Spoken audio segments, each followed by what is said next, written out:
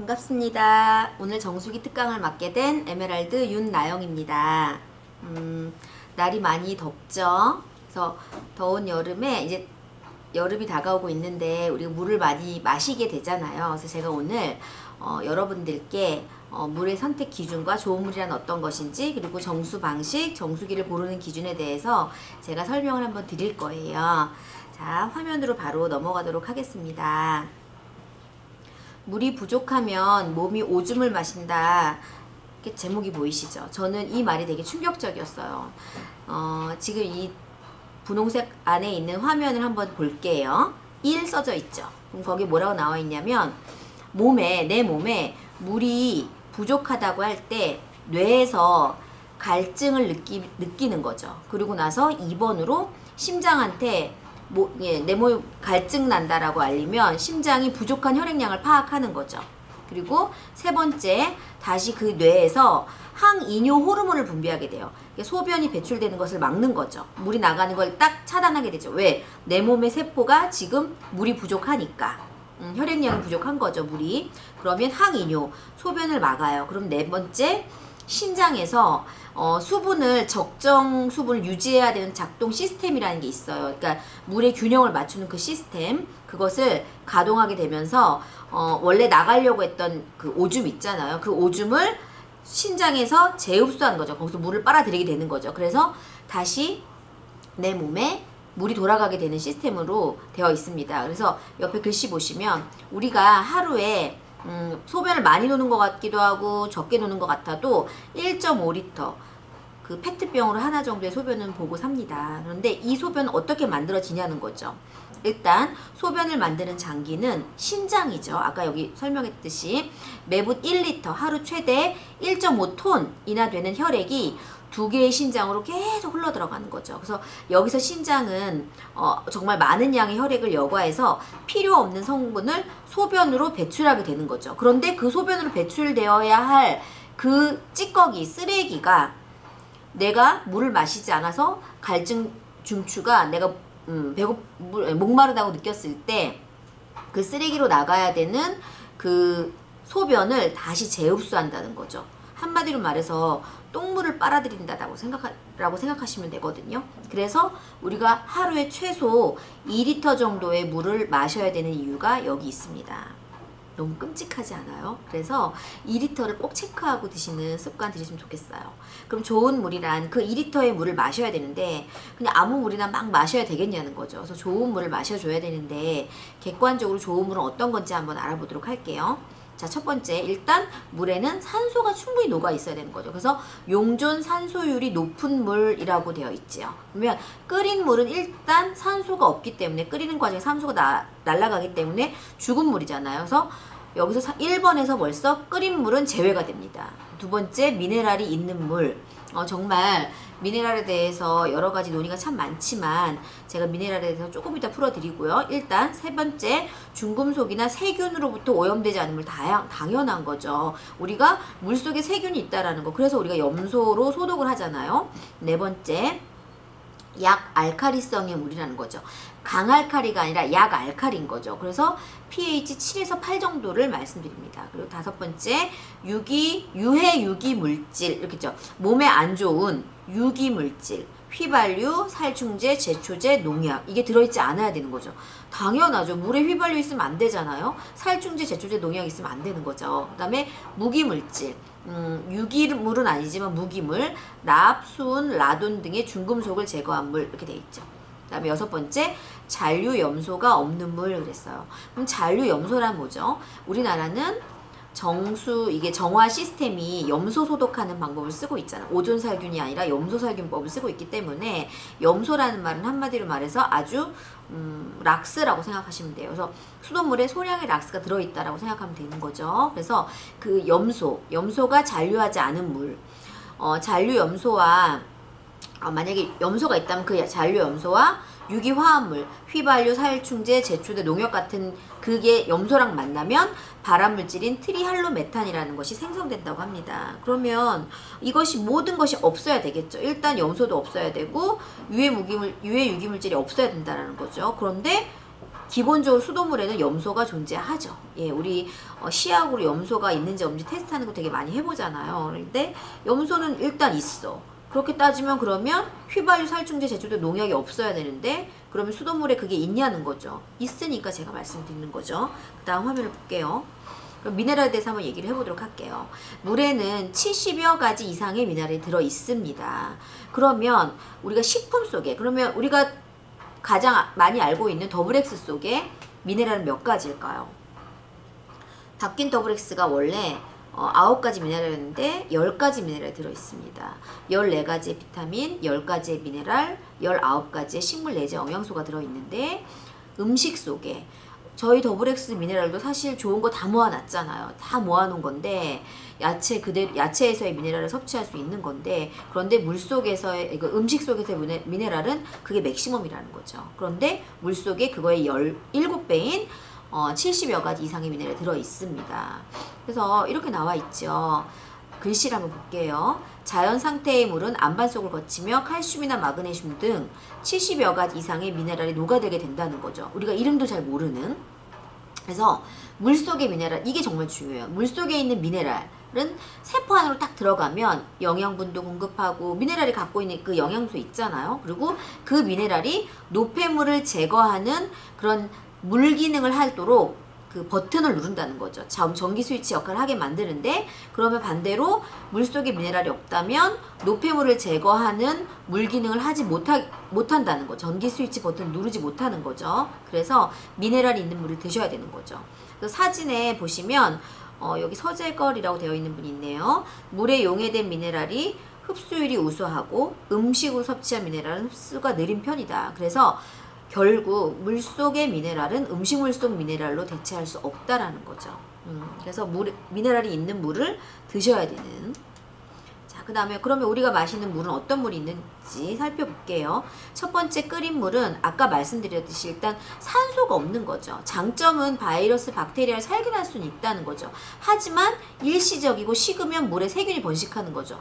저는 어렸을 때 우리 엄마가 보리차를 많이 끓여줬었어요. 그럼 보리차 끓인 물을 팔팔팔 끓여가지고 냉장고에 넣죠. 유리병에 담아서 냉장고에 넣으면 한 며칠을 먹는 거죠. 그 물을 온 가족이 먹잖아요. 열었다가 닫았다 열었다가 닫았다 이렇게 먹잖아요. 그런데 먹다 보면 밑에 몽글몽글하게 뭔가 이렇게 찌꺼기가 생기죠. 저는 그게 보리차 무슨 가루인 줄 알았어요. 근데 알고 보니까 그게 세균이었던 거죠. 곰팡이. 그래서 결국 물이 상해갖고 버리기도 하잖아요. 그러면 그 물이 왜 상하냐는 거죠. 끓인 물에 세균이 번식했다라는 거죠. 단점은 끓인 물은 당연히 산소가 일단 없고 그 다음에 미립자 제거가 불가능하게 되어 있는데 끓인다 하더라도 녹이 없어지진 않는 거죠. 그럼 녹이 물에 왜 있냐는 거예요. 녹슨 수도관 옆에 그림을 보시면 아파트 그 연수에 따라서 통수 연수에 따라서 그 안에 있는 찌꺼기가 보이실 거예요. 엄청 찌꺼기 새카맣게 보이죠. 저희 아파트는 10년 좀 넘었으니까 와 엄청나죠. 13년 된 아파트도 엄청나요. 그림을 한번 잘 보시면. 그러면 여기에 있던 이 찌꺼기들이 물과 함께 실려서 수도관으로 들어온다라는 거죠. 그런데 이게 눈에 보이지 않는 거죠. 우리는 시력이 이런 조그만 입자라던가 바이러스나 박테리아를 볼 수 있는 시력이 안 되기 때문에 그냥 투명한 물로밖에 보이지 않는 거죠. 그걸 팔팔팔 끓이면 그 녹은 계속 농축된다라는 겁니다. 자, 그럼 이 안에 있어야 되지 말아야 될 정말 끔찍한 게 있죠. 납, 수은, 라돈이 있어요. 그러면 라돈 혹시 들어보셨죠? 라돈은 위암의 발병률을 높이는 거죠. 라돈 침대 들어보셨죠? 라돈 엄청 위험한 스폰서님 감사합니다. 우리 지금 물강의를 하는데 에너지 음료를 네 감사합니다. 그래서 라돈이 들어있지 않아야 되는데 끓인 물은 이게 제거가 불가능하다는 거죠. 약수도 더 이상 말씀 안 드릴게요. 자, 그럼 생수 한번 살펴보겠습니다. 생수는 일단 취수원에 따라서는 좋은 물일 수도 있어요. 우리 미네랄 워터 있잖아요. 초정리 어디 청정 지역에서 지하 안반수에서 끌어올린 물 취수원에 따른 좋을 수 있지만 하지만 우리나라는 취수원의 오염 심각하죠. 예를 들어 제주 삼다수를 한번 볼게요.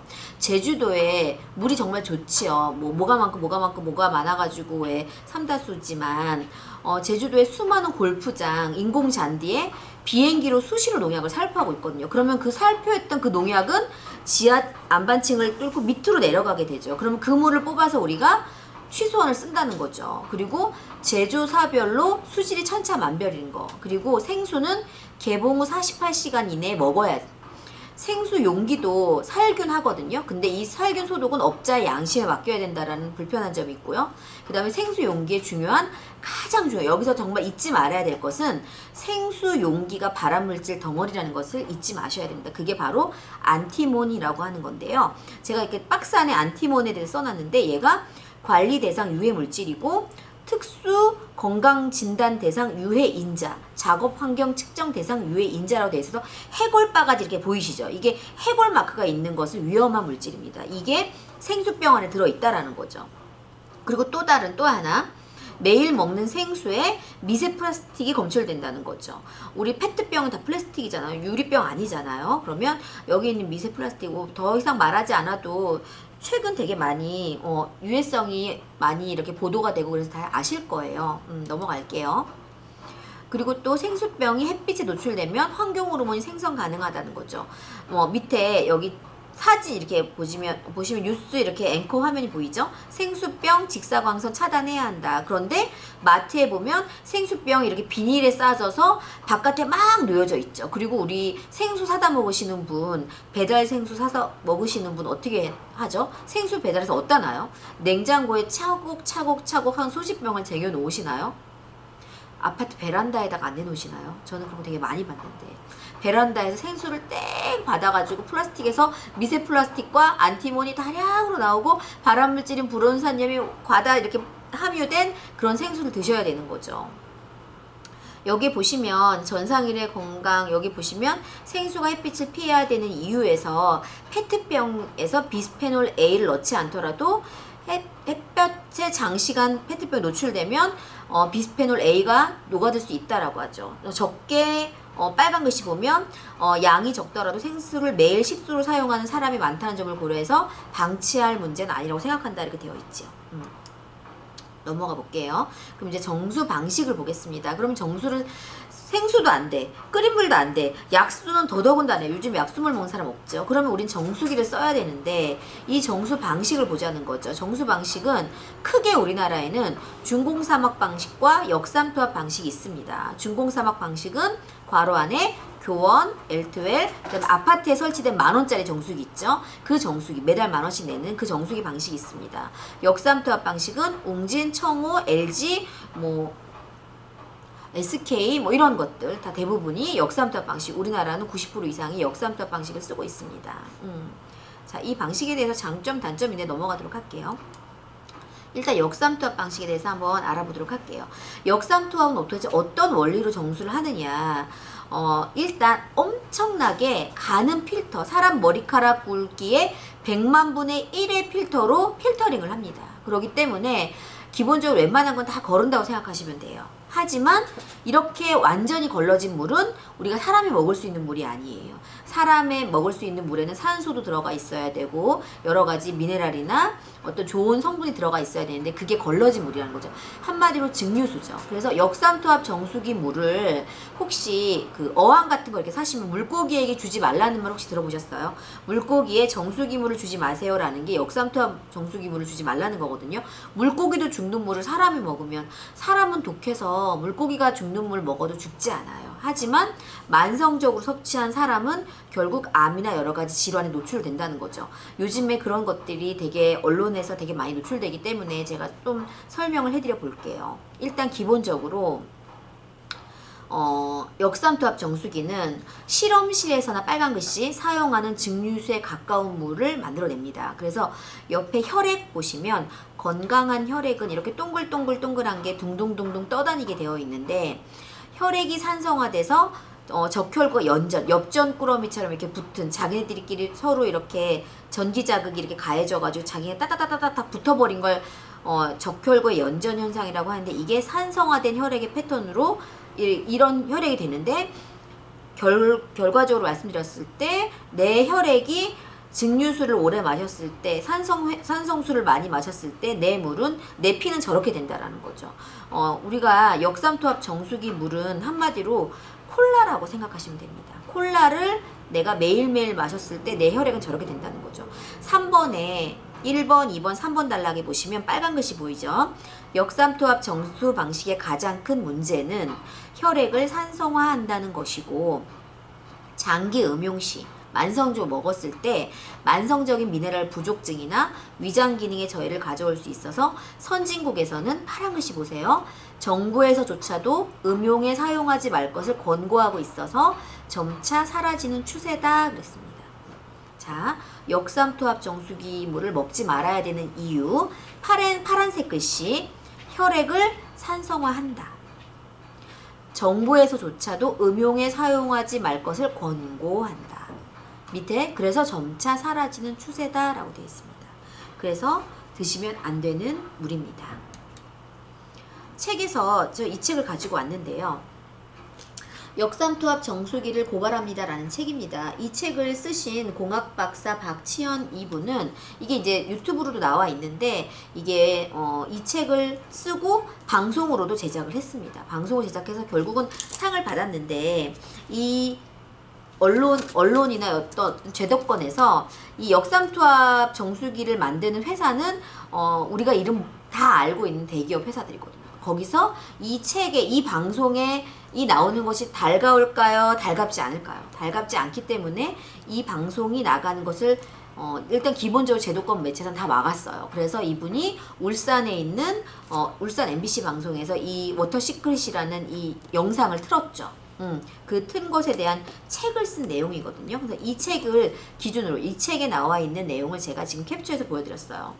역삼투압 정수기 물은 질병을 유발한다 되어 있습니다. 우리가 미네랄이 부족한 물을 오랫동안 마시면 어떤 현상이 발생할까? 빨간 줄, 밑에 줄. 3년째 병원을 찾고 있는 30대 주부 임모 씨는 원인 모를 두통과 불면증으로 시달리고 있었다 그랬어요. 옆에 페이지 빨간 줄 첫 번째 보실게요. 임 씨에게 내려진 처방은 당분간 약을 먹으면서 미네랄이 풍부한 물을 충분히 먹는 것. 자, 밑에 달라 우유 동그라미 친 거 보이시죠? 우유를 먹는 어린아이들이 미네랄이 없는 물을 먹으면 칼슘이나 포타슘, 아연, 철분, 요오드 같은 우리 몸에 필요한 것들이 결핍되어 신경 기능에 이상이 생길 수 있고 성장 지연과 성격 장애를 초래할 수 있다고 경고했다 그랬죠. 그런데 우리 이거 애들 분유 어디에 타 먹어요? 정수기 물에 타 먹지 않아요? 편리하다고 해서 따뜻한 물이 나오는 정수기 냉온 섞어가지고 타 먹이잖아요. 그쵸? 그럼 이 물을 먹는 아이들은 결국 성장 지연과 성격 장애를 초래할 수 있다고 경고했다라는 거죠. 밑에 줄 보시면 빨간 줄 어지럼증을 호소하는 50대 중년 남자를 만났다. 모발 분석 결과 머리카락 분석 이 환자도 미네랄 부족이 심각했다. 밑에 이 환자 역시 10년 이상 꾸준히 역삼투압 정수기 물을 마셔와 미네랄 부족 현상이 심각해진 것으로 진단되었다. 이렇게 돼 있죠. 그러면 우리는 물고기처럼 약한 존재가 아니기 때문에 미네랄 없는 역삼투압 정수기 물 먹어도 당장 죽지 않는다는 거지. 근데 10년 이상 장복했을 때 내 몸의 미네랄 부족증으로 인하여 내가 여러 가지 질병에 노출된다는 거죠. 너무 끔찍하지 않아요? 또 이 얘기도 나오죠. 제목을 볼게요. 미네랄 자연수가 암세포를 억제한다. 미네랄 알카리수를 마신 쥐는 종양의 크기가 이런데 일반 수를 마신 쥐는 커져 있는 거죠. 밑에 그림을 보시면 새까만 거 보이시죠? 그게 쬐끄만 동그라미가 미네랄 알카리수를 먹은 실험용 쥐의 종양 크기고요. 옆에 보시면 큰 동그라미가 일반 수를 먹은 종양 크기인 거라는 거죠. 자, 그래서 역삼투압 정수기물은 태아의 독이다라 했어요. 그래서 뭐 이거는 이렇게 나와 있어요. 제가 중간 부분만 얘기할게요. 임산부는 절대 역삼투압 정수기물을 먹어서는 안 된다라고 물 박사님이 말을 하고 있죠. 자, 요거는 방송에 노출된 어떤 그런 역삼투압 방식에 대한 문제점입니다. 그래서 결국은 역삼투압 방식은 우리가 뭐 아미한 사람이 말한다 이런 차원의 문제가 아니라 이렇게 언론에 공공연하게 노출되고 있습니다. 인체가 산성화된다라는 거. 정수기가 1980년대 역삼투압 방식이 공급이 되면서부터 우리나라의 암이 급상승했다라는 거. 자, 그리고 그 물은 역삼투압 정수기 그 물은 산성비보다 더 산도가 높다라는 게 너무 충격적인 거죠. 우리 산성비 내린다고 애 유치원도 안 보내잖아요. 그 비 맞을까봐. 근데 물은 매일 먹인다라는 거죠. 너무 끔찍하죠. 넘어가겠습니다. 그럼 준공사막 방식. 그래 난 역삼투압 웅진이나 뭐 LG 이런 거 아니야. 나는 교원이야. 이렇게 생각했어. 이런 거 말해도 되는 건가요? 특정 브랜드? 근데 책에도 나오니까 이런 책에도 다 나오니까 언급하겠습니다. 준공사막 방식은 교원이나 L2L 방식이 맞아. 이거는 이름에 답이 다 나와 있어요. 사진에 보시면 제가 설명을 할게요. 중, 가운데 중, 공, 구멍 공, 사 가느다란 막이라는 거죠. 그래서 가운데 이렇게 관다발 아시죠? 우리 빨대를 생각하시면 빨대 더미가 이렇게 모여있다고 생각하시면 돼요. 그 빨대 더미에다가 물을 통과시키는 아주 단순한 방식. 그리고 빨대보다 큰 입자는 통과하지 못하고 빨대 구멍보다 작은 입자는 통과하는 방식으로 되어 있는 게 준공사막 방식입니다. 엄청 고압 모터가 필요 없기 때문에 저렴한 방식이죠. 저렴하지만 세균 번식의 가능성이 가장 많은 거죠.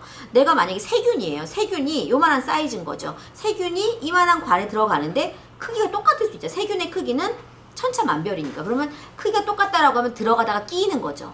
끼이면 물속은 어때요? 정수기 속은 따뜻하게 전기가 흐르죠. 그리고 촉촉하니까 세균이 번식할 수 있는 환경이에요. 그래서 그 안에서 세균이 번식되는 거죠. 구멍을 막아요. 그래서 필터의 수명이 엄청 짧아요. 그래서 준공사막 방식은 3개월 필터, 6개월 필터, 9개월 필터, 12개월 다양하게 있어요. 필터 갈다가 끝납니다. 그래서 준공사막 방식이 식수로는 적합하지 않고 저렴한 반면에 식수로 적합하지 않고 공업용수로 사용할 것을 권한다는 거죠.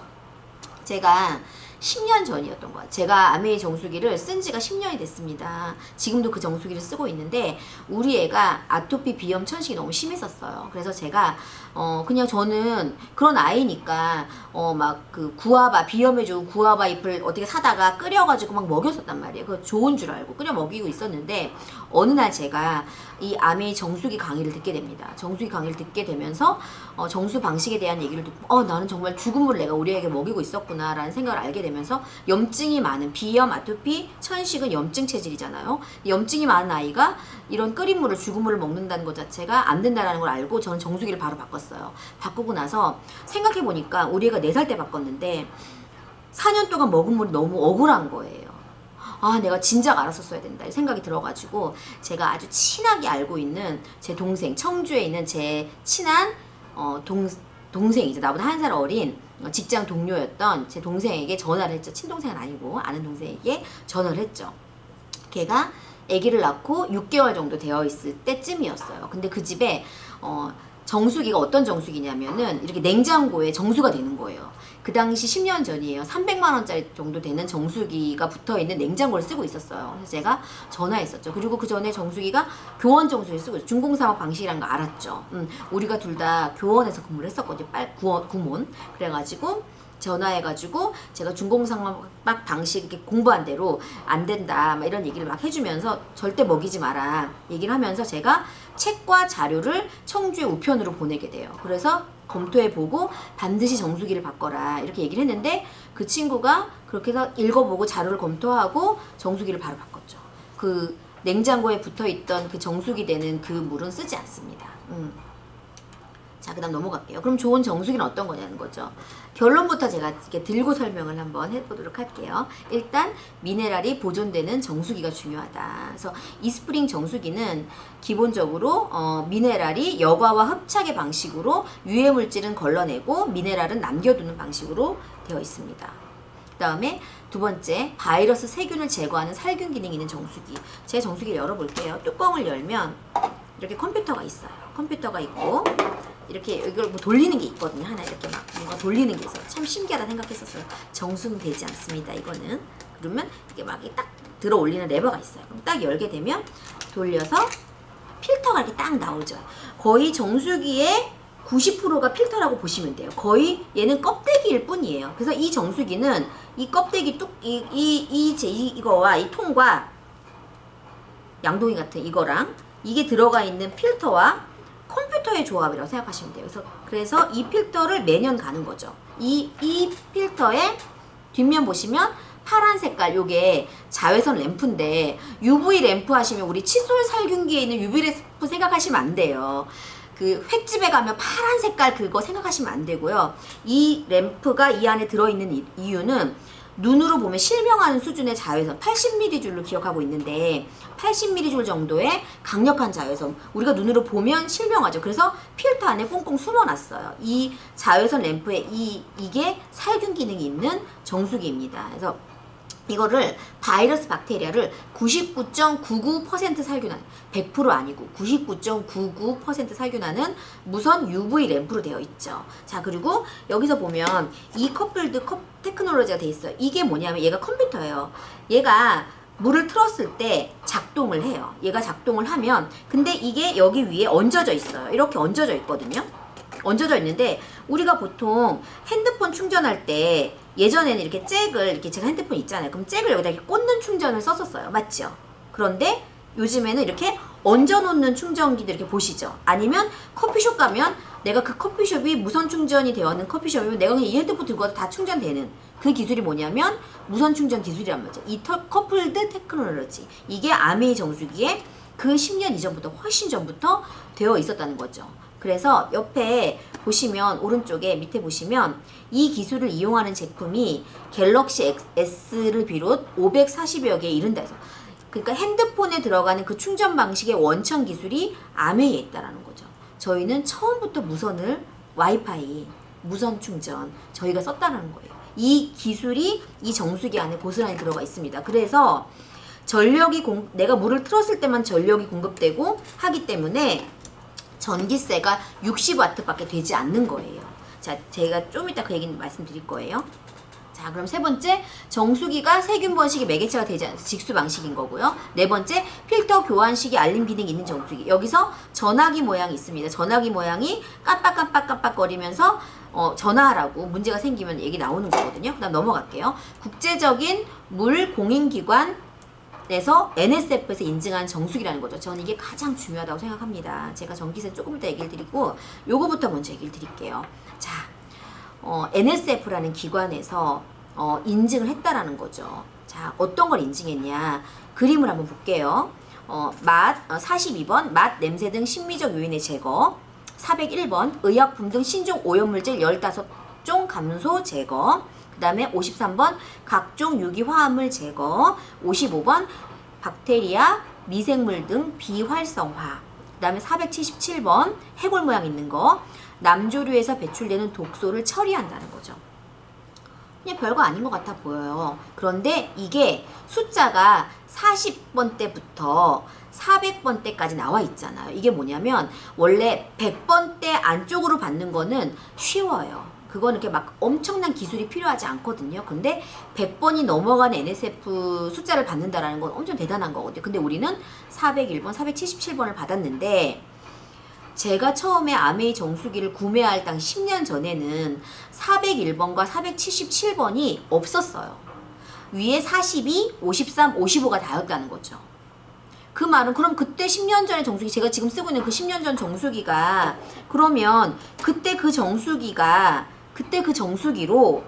401번 지금도 477번을 받고 있다는 거죠.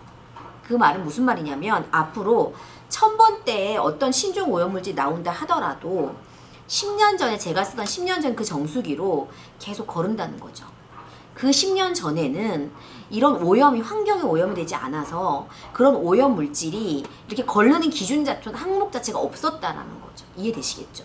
우리가 정수기를 바꿔서 477번을 받았다는 게 아니라 10년 전에 받았던 그 모델 가지고 받는다는 거죠. 그런데 중요한 건 이게 다 쓴 필터로 받는다는 거죠. 즉 초기 성능은 다 좋을 수 있어요. 어떤 정수기든. 네, 그런데 다 쓴 필터로 NSF를 받는 거 쉽지 않은데 저희는 다 쓴 필터로 받았다는 겁니다. 너무 중요하죠. 너무 중요한 거예요. 자, 그러면 옆에 별표 3개가 되어져 있는 이 그림이 보일 거예요. 이게 제가 글씨가 작은 글씨라서 제가 한번 읽어봐 드릴게요. 중요한 내용이라서 읽어드립니다. 전국 하천에서 검출된 반코마이신, 내성균 비율 이렇게 되어 있습니다. 반코마이신이라는 건 지구 최후의 약이라는, 지구 최후의 항생제라는 뜻입니다. 반코마이신 이름이 가장 강력한 항생제예요. 그러니까 반코마이신에 내성 생기면 약도 없다 이 얘기인 거죠. 지구 최후의 약, 인간이 가장 최후에 먹어야 할 약이라고요. 그게 반코마이신이거든요. 근데 이거에 벌써 듣지 않는 내성균 비율이 우리나라 하천을 이렇게 비교해봤어요. 그랬더니 원주천에 42%, 익산천 금강이네요. 35%, 원주천은 한강이에요. 그 다음에 금호강, 낙동강, 영산강? 못 들어봤네. 뭐 그런 강이 있어요. 그런데 여기 보면 낙동강의 100%예요. 내성률 100%. 우리 낙동강 물 먹고 살지요. 낙동강 물 먹고 있는 우리는 반코마이신이 내성이 생겨있는 내성균이 100% 들어있는 수돗물을 드시고 계신다는 거죠. 네, 그래서 이게 너무 중요하고 너무 끔찍한 문제입니다. 눈에 보이지 않기 때문에 외면하고 싶겠지만 중요한 부분이죠. 그래서 꼭 알아두셔야 되는 부분이고, 그래서 이것을 거르는 정수기가 저희 이스프링 정수기라는 얘기거든요. 그러니까 먹어야 되겠죠. 자, 이거는 대구 수돗물 사태였었어요. 그때 과부라함을 난리가 났었죠. 대구 코스트코에 물이 막 생수가 동이 났었던 그때 그 시절의 얘기입니다. 그래서 이런 오염물질, 우리 원래 과부라함을 PFOA 거르고 있었다. 자, 그 다음에 강으로 버려지는 항생물질, 이 책을 근거로 해서 출처입니다. 자, 우리가 놓치고 있는 심각한 또 하나의 오염원이 있다. 제대로 처리되지 않은 수많은 항생물질이 그대로 강으로 유입되어 식수 때문에 흘러가고 있는 것이다. 유효기간을 넘긴 수많은 의약품들 아무런 규제 없이 강으로 버려져 식수원을 오염시키고 있다. 밑에 국내 하천에 들어있는 의약물질 종류가 100종이 넘는 것으로 추정된다. 이 물질들은 혼합 독성, 칵테일 효과를 일으킬 가능성이 있다. 약이 충돌하는 거죠. 옆에 제대로 소독 안 된 물의 항생제는 물론 슈퍼박테리아가 득실되고 항생제 내성을 가진 세균의 몸속에 들어있던 항생제 내성 유전자까지 포함되어 있다는 점이다. 자, 넘어갈게요. 그래서 결론은 이 책도 그 내용인데 상수원에 항생물질이 검출되어 있다라는 거죠. 그래서 특단의 대책이 시급한데 문제는 우리가 이런 거에 대한 수질평가 항목에 항생물질이 빠져 있다는 거죠. 납도 평가 항목이고요. 비소 아세요? 극약이에요. 그래서 극약, 비소. 술에 많이 들어있잖아요. 술을 많이 먹는 사람들이 그 비소 중독 많잖아요. 술, 소주.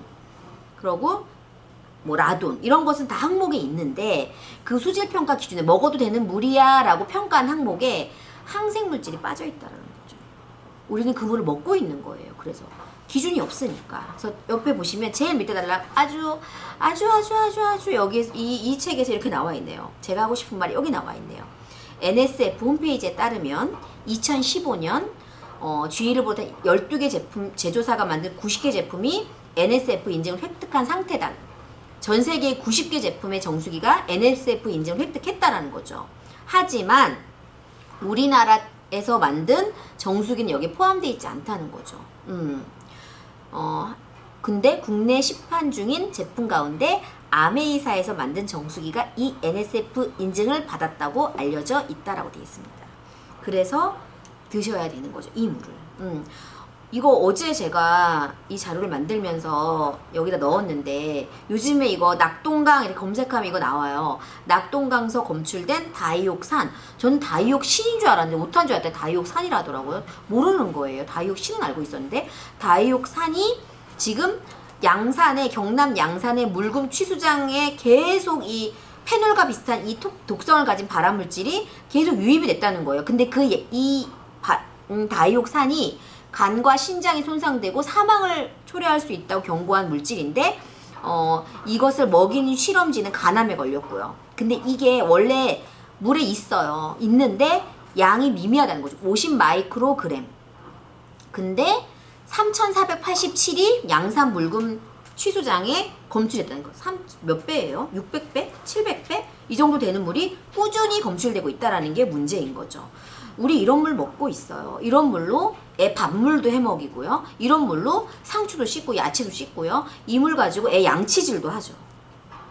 저는 아메이 정수기를 쓴 이유로 정말 우리 아이 어렸을 때 세수물도 양치물도 다 아메이 정수기 썼거든요. 설거지 애기 그 설거지 헹군물도 다 우리 그렇게 썼거든요. 당연히 쌀은 당연하고요. 고기도 씻었고요. 야채도 첫물이 중요하잖아요.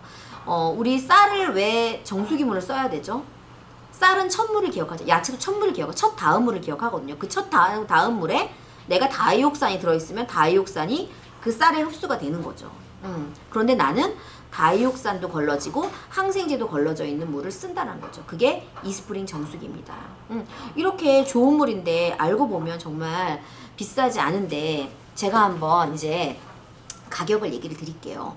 저희 정수기가 100만원 정도에 100만원? 10년 전에 97만원일 때 제가 샀던 것 같아요. 지금 10년 지났는데 105만원입니다. 그런데 여기서 5만원 정도는 캐시백이 있어요. 캐시백이 있고요. 그러면 이 100만원짜리 정수기 너무 깜짝 놀라죠. 왜? 우리는 항상 3만원, 4만원대 매달 5년씩 내는 정수기에 익숙해져 있거든요. 우리는 다 렌탈의 노예잖아요. 매트리스도 렌탈, 비데도 렌탈, 정수기도 렌탈, 청정기도 렌탈, 이러다 사람도 렌탈하겠어요. 그쵸? 이런 렌탈에 우린 함정에 살고 있는데 이걸 일시불로 구매를 하는 거죠. 그래서 처음에는 다소 비싸게 느껴질 수 있어요. 하지만 제가 이제까지 말씀드렸던 이 모든 것들을 다 해결할 수 있는, 한 방에 끝낼 수 있는 이 정수기가 요거라는 거라면 100만 원이 그렇게 비싸지 않아요. 자, 제가 5년 사용했을 때 옆에 계산해 놨어요. 월 33,000원 밖에 되지 않아요. 60개월 나눴을 때. 그러면 우리가 보통 정수기 렌탈 했을 때 3만원에서 4만원대를 가지고 있거든요. 제가 사실은 정수기 다른 타사 정수기를 다 가져와서 비교하려고 했어요. 그런데 라방의 특성상 자료는 가지고 오지 않았습니다.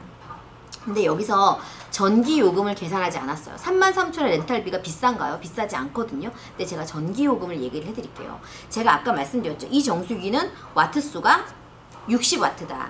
왜 60와트냐? 얘가 물이 틀어질 때만 전력을 공급하는 방식이기 때문에 60와트다. 즉 전원을 코드를 뽑았다가 꽂았다가 이렇게 한다는 얘기인 거죠. 그런데 이래서 60와트밖에 나가지 않아요. 그래서 월 전기세가 660원 정도 합니다. 물론 누진세를 빼고 해요. 그러면 일반 냉온수기 소비 전력이 평균 2,500와트예요. 그냥 검색 한번 해보세요. 그 메이저 그 브랜드 회사의 정수기를 한번 이렇게 홈페이지에 검색하셔서 어떤 한 모델을 딱 클릭하셔가지고 상세 보기를 해보세요. 그러면 소비 전력이 나와 있어요. 그러면 웅땡땡 정수기의 최근의 정수기 최신 모델에 제가 소비 전력 검색해봤더니 2,700와트더라고요.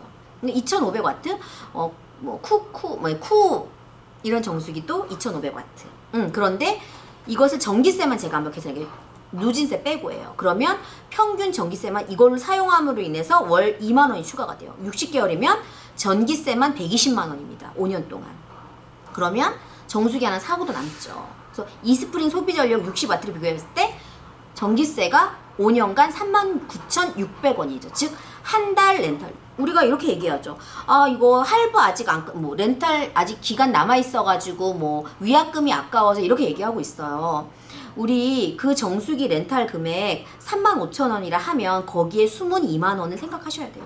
55,000원짜리입니다. 내가 만약에 4만원짜리 렌탈이면 6만원짜리 정수기 렌탈이라고 생각하시면 돼요. 그런데 버려지는 물은 생각하지 않잖아요. 우리 역삼투압 정수기 한 컵 받을 때 3컵 버려져야 되잖아요. 그러면 내가 3컵에 수도세는 어떻게 할 거예요? 저는 수도세는 계산하지 않았거든요. 그렇게 따지고 보면 이렇게 생각하셔야 돼요. 아메이 정수기는 그냥 내가 지금 쓰던 렌탈 정수기에 전기세로 살 수 있다. 5년 전기세로 살 수 있다입니다.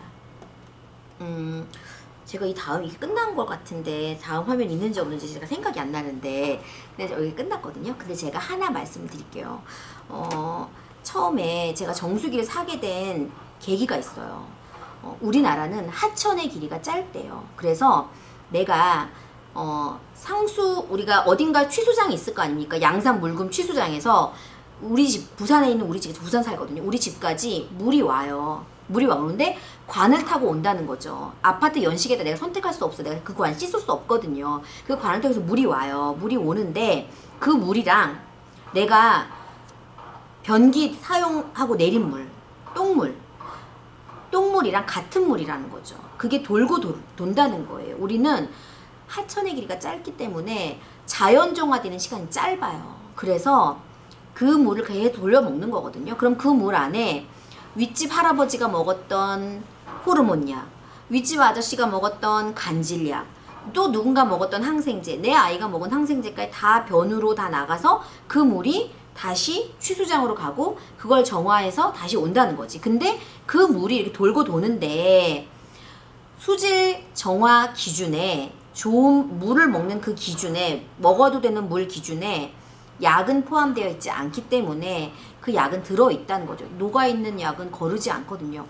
얘네 그렇습니다. 시간이 다 됐거든요. 제가 그래서 더 이상 얘기를 하지는 않을 거고, 그래서 오늘 제가 정수기를 들었는데 이게 설명을 드렸는데 어찌 보면은 내가 쓰고 있는 정수기에 대해서 불편한 마음이 있을 수 있어요. 하지만 우리는 지금 이 라방을 보고 있는 우리는 다 적어도 20살은 넘은 어른이잖아요. 그러면 내가 어떤 객관적인 정보 앞에서 이렇게 딱 그냥 기본적으로 이렇게 감정을 내려놓고 이성적으로 판단해야 된다는 거죠. 단순히 아메이 정수기를 써라 뭐 그런 어떤 그런 문제가 아니라 진짜 제대로 된 정수기를 우리가 알고 쓴다는, 좋은 물을 먹어야 된다라는 그런 입장에서 봤을 때 꼭 써야 된다고 생각을 하는데, 이 정수기가 6월부터 어떤 아주 파격적인 혜택이 있다고 하더라고요. 제가 혜택에 대해서 말씀을 드리지 않도록 하겠습니다. 시간 관계상. 초대해 주신 분과 함께 설명을 들어봤으면 좋겠습니다. 오늘 제가 부족한 강의지만 이렇게 마치겠습니다. 들어주셔서 감사합니다.